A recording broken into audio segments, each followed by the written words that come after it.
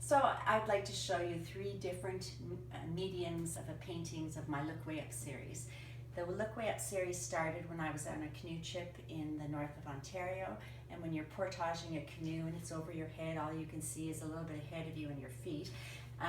So at the end of the portage, when I put the canoe down, and I could all of a sudden look up these old growth trees that were so huge, that was the inspiration for doing a series of looking up trees.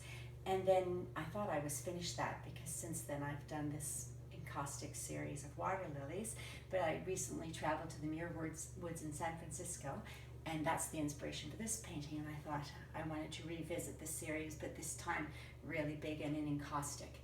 And what I want to tell you about is the three different techniques of my painting. So encaustics I call building up.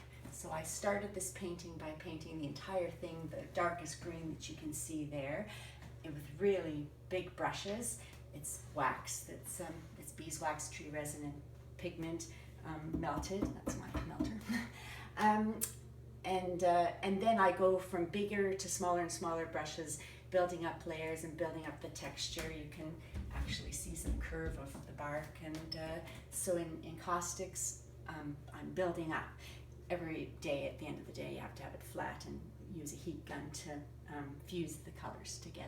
But so I call this building up. And then here is my traditional watercolors. For a lot of years, I only did watercolors. I graduated from the University of Waterloo in watercolors, and I did them until I had whiplash and I couldn't look down anymore. So I had a year of doing oils, because you could do that looking straight ahead, which made me think, why don't I try all kinds of mediums? But anyway, so this is I call Mon Pied c'est la neige, and it is a traditional watercolor on rag paper. So I think of this as avoiding, because the whites are avoided.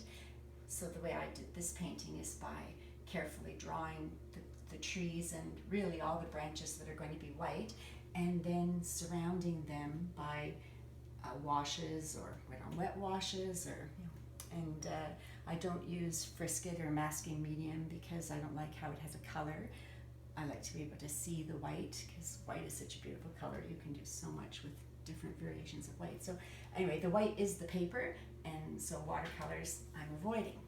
Which brings me to this watercolor, which is on Yupo paper, and this I call subtracting, because Yupo paper, instead of the paint absorbing into the surface and also drying a little bit duller in color than it is when it's wet, which happens with rag paper, on Yupo the paint stays on the surface. That's how you can get such intense colors, but it's also removable. If right now I took this out of the frame and wiped water over it, I could remove all the paint. So the way I did this painting is by subtracting.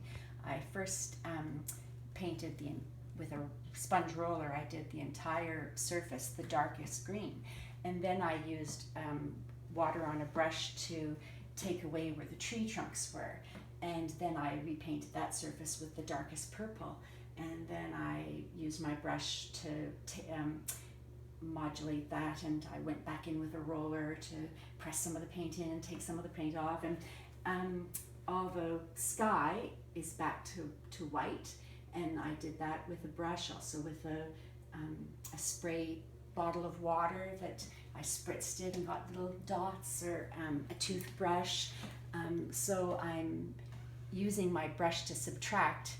Like if you look at my signature, that's the last thing I did, and that was a signature with a brush of water. So building up, avoiding, subtracting.